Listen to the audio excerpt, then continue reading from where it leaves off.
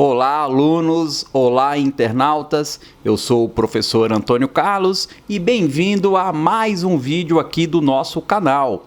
Hoje nós vamos tratar aqui sobre o conhecimento, os tipos de conhecimento. Preparados? Então vamos lá!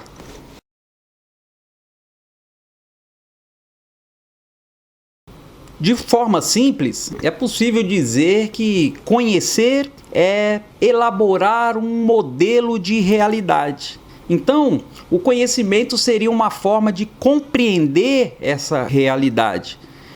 Essa representação da realidade fundamenta-se nos sentidos e na percepção. Além disso, na imaginação, no intelecto e na nossa ideia de verdade ou falsidade. A partir desses modos, as pessoas então criam códigos de interpretação das coisas que existem. Aqui se estabelece o que chamamos de relação entre sujeito, que é aquele que conhece, e o objeto, que é aquilo a ser conhecido. Ao longo da história, o ser humano construiu diversas formas de conhecimento como uma maneira de dar sentido à própria vida e de transmitir informações necessárias para a sobrevivência da espécie. Esses conhecimentos podem ser pensados a partir de 4 dimensões principais, que nós chamamos 4 tipos de conhecimento: o científico, o filosófico, o religioso e o empírico. Vamos então conhecer um pouco sobre cada um deles. O primeiro tipo de conhecimento é o conhecimento científico. A palavra científico, grosso modo, significa conhecimento. Então, a ciência, ela representa todos os conhecimentos obtidos a partir de estudos, de práticas, para encontrar soluções para algum problema. Para ser científico, o conhecimento deve ser validado e deve ser demonstrado através de investigações, de experimentações. Então nós dizemos que o conhecimento científico ele é passível de teste, ele é racionalmente válido e é justificável. E além disso, ele pode ser replicado e alcançado através de estudos, de observações e de experimentações. A formação do conhecimento científico passa então de forma obrigatória pela compreensão de que a ciência atende a um procedimento metódico que tem como objetivo conhecer, interpretar e intervir na realidade. Ou seja, o conhecimento científico é composto principalmente por 3 elementos: a observação, a experimentação e as leis. De modo geral, é o que nós chamamos de método científico. Então, o conhecimento científico jamais será uma mera suposição, simplesmente porque ele é um conhecimento obtido como resultado da aplicação do método científico. Mais uma vez, e assim de forma geral, nós podemos dizer que o conhecimento científico, a partir da pesquisa científica, leva em consideração um conjunto de procedimentos sistemáticos que se apoiam no raciocínio lógico e usa métodos para encontrar soluções ou para explicar algum tema. Por ser um conjunto de procedimentos sistemáticos, a pesquisa científica pode ser classificada quanto à abordagem, quanto à natureza, quanto aos objetivos e aos procedimentos. Em relação à abordagem, por exemplo, a pesquisa pode ser qualitativa ou quantitativa, mas depois eu vou gravar um vídeo aqui só sobre os tipos de pesquisas científicas. Mas voltando aqui, o conhecimento científico, que foi ele que nos proporcionou, por exemplo, encontrar a cura para diversas doenças, a partir de novos medicamentos. Todas as vacinas de doenças foram alcançadas através da pesquisa científica, por exemplo. O segundo tipo é o conhecimento filosófico. O conhecimento filosófico nasce a partir de reflexões que as pessoas fazem sobre questões subjetivas. Ele surgiu basicamente da capacidade das pessoas de pensarem sobre questões imateriais, subjetivas, conceituais. Então, é um conhecimento racional. Esse conhecimento filosófico, ele é caracterizado pelo esforço de questionar os problemas da vida humana a partir da razão humana.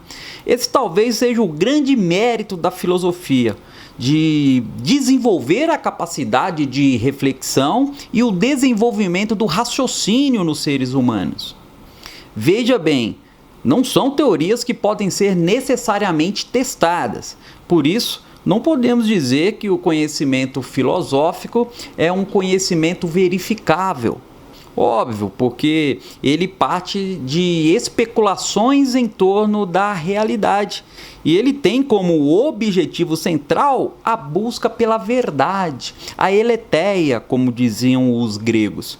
Então, para facilitar, nós podemos dizer que o conhecimento filosófico busca entender os porquês de tudo que existe. Por isso é considerado um conhecimento ativo, porque ele coloca as pessoas a pensar em respostas para inúmeras questões. Meus queridos, foi o conhecimento filosófico que construiu algumas ideias e alguns conceitos que explicam questões sobre o mundo e sobre a vida humana. Explicações que temos até hoje nos dias atuais. Por exemplo, qual é o sentido da vida? O que é o tempo? O famoso questionamento existencial, de onde viemos, para onde vamos? Claro que a filosofia não se ocupa só com isso, né? Foi apenas para ilustrar. O terceiro tipo de conhecimento é o conhecimento religioso. O conhecimento religioso, ele compartilha, como os outros tipos de conhecimento, o objetivo de explicar o universo, de explicar a sua formação na sua totalidade. Porém, ele tem uma particularidade. Ele se baseia estritamente na fé e na crença de textos sagrados, nos dogmas, nas revelações divinas. Em outras palavras, acredita-se que a religião é a verdade absoluta que explica todos os mistérios que rondam a mente humana. Veja que esse conhecimento parte necessariamente da compreensão e da aceitação de que existe um Deus, ou deuses, que constitui a razão de ser de todas as coisas. A verdade que Deus revela não é algo discutível, nem é questionável às pessoas que acreditam nela.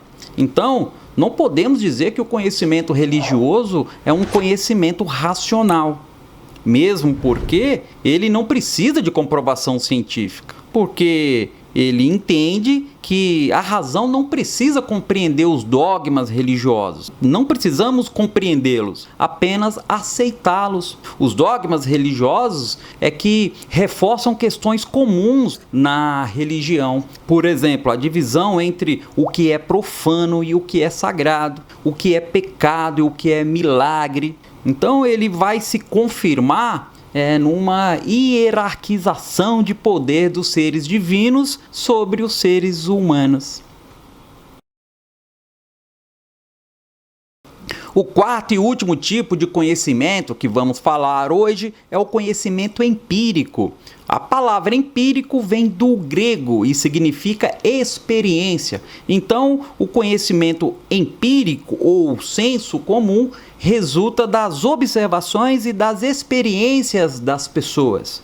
Em outras palavras, parte de um conhecimento popular que tem origem nas observações do cotidiano. Muitas vezes é um conhecimento que vem de uma experiência particular que se assume como uma verdade universal e coletiva.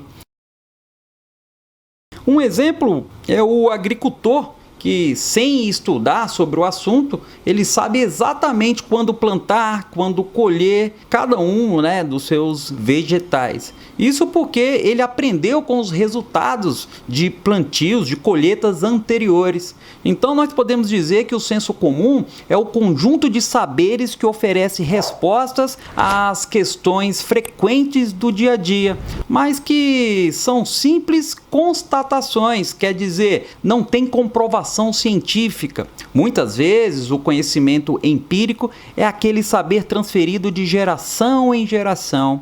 Por exemplo, colocar um pedacinho de algodão na testa do bebê, né, para fazer ele parar, para fazer parar o soluço. Você já ouviu falar disso? Isso é um conhecimento que minha avó passou para minha mãe, né, e espalhou por toda a família. Minha avó, com certeza, aprendeu com a avó dela. E aí, né, e daí por diante. Este é um saber que nós chamamos de empírico. Afinal de contas, não existe comprovação científica, nem mesmo uma pesquisa que garante que utilizar o algodão realmente resolve, ou pelo menos eu não conheço, né, pessoal? Então, o conhecimento empírico, ou conhecimento do senso comum, é um conhecimento a partir de simples observação, ou seja, ele parte da dedução.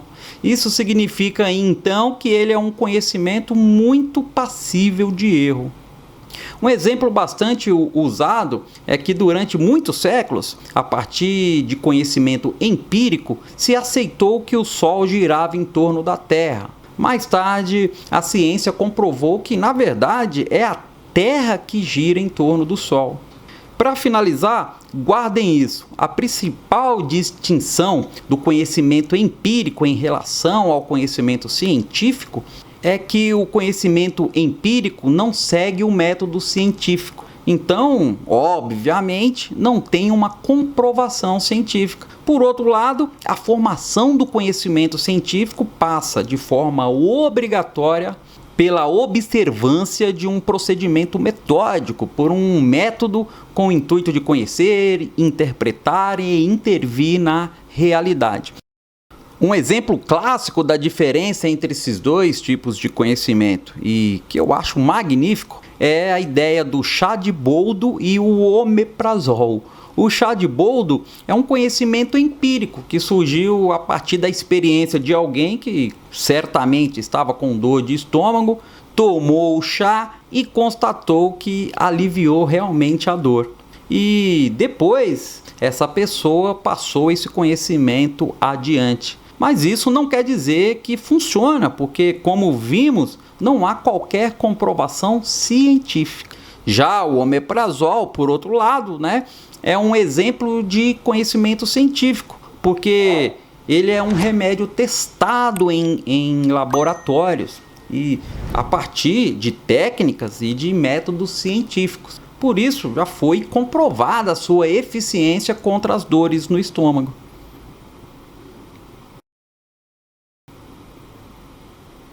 Pessoal, esse foi um geralzão. Espero que tenham gostado. Se gostou, deixa aquele joinha aí, tudo que vocês já sabem, né? E ficamos por aqui então. Até o próximo vídeo. Um abraço aí do professor Antônio Carlos.